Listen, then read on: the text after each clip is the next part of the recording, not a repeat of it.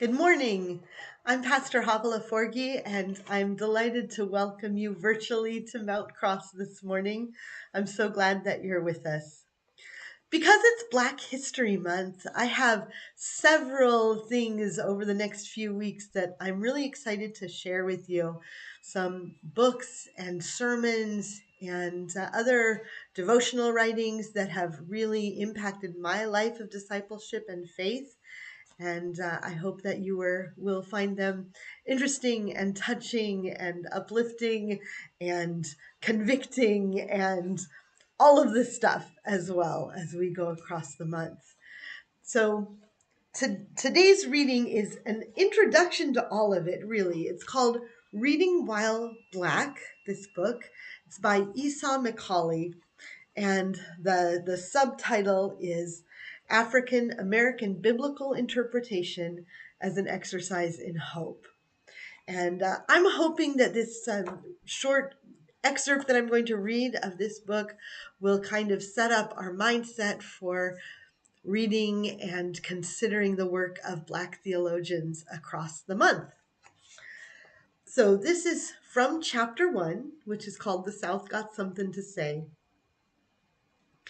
And Pastor McCauley writes, "It is true that Blacks were drawn to Christianity because elements of the Old Testament story and elements of Jesus' life coincided with their own experience. These factors cannot be denied. But just as their context spoke to the Bible as the Word of God spoke back. It expanded their understanding of their plight and their relationship to the wider human story. As I began to reflect on what I was reading and seeing in these primary sources, the beginnings of what I called the Black ecclesial instinct or method became clear. I propose that dialogue rooted in core theological principles between the Black experience and the Bible has been the model and needs to be carried forward into our day. This means that it is laudable to engage in what Brian Blunt, noted New Testament scholar, called an academically unorthodox experiment of asking questions of the text that grow out of the reality of being Black in America. This is not unique to Black Christians. Blunt again says that Euro-American scholars, ministers, and layfolk have over the centuries used their economic, academic, religious, and political dominance to create the illusion that the Bible, read through their experience, is the Bible read correctly. Stated differently, everybody has been reading the Bible from their locations, but we are honest about it. What makes Black interpretation Black, then, are the collective experiences, customs, and habits of Black people in this country. But the dialogue goes both ways. If our experiences pose particular and unique questions to the Scriptures, then Scriptures also pose unique questions to us. Although there are some experiences that are common to humanity, there are also some ways in which the Bible will pose particular challenges to African Americans. For example, the theme of forgiveness and the universal kinship of humanity is both a boon and a trial for Black Christians because of the historic and ongoing oppression of Black people in this country. Although I believe we must engage in a dialogue with the text, I acknowledge that ultimately the Word of God speaks the final word. For those of us who want to continue to affirm the ongoing normative role of the Bible in the life of the church, it will not do to dismiss the concerns raised about the Bible from many quarters. The path forward is not a return to the naivete of a previous generation, but a journeying through the hard questions while being informed by the roots of the tradition bequeathed to us. I propose instead that we adopt the posture of Jacob and refuse to let go of the text until it blesses us. Stated differently, We adopt a hermeneutic of trust in which we are patient with the text in the belief that when interpreted properly, it will bring a blessing and not a curse. This means that we do the hard work of reading the text closely, attending to historical context, grammar, and structure.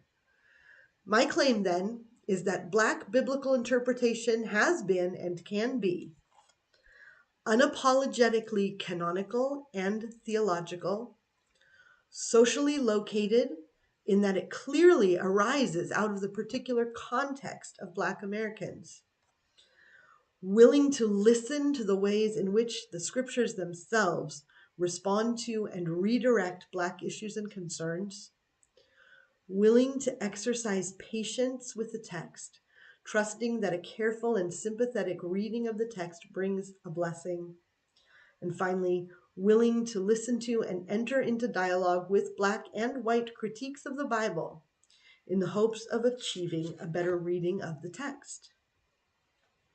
The divisions in biblical studies have meant that Black scholars have often felt torn between traditions of biblical interpretation that center cultural questions to the exclusion of what the text might say, or force the cultural questions to the side for the sake of respectability. That is a false choice. We can have both. Depending on the context, we can place more emphasis on the text or the questions that our culture proposes.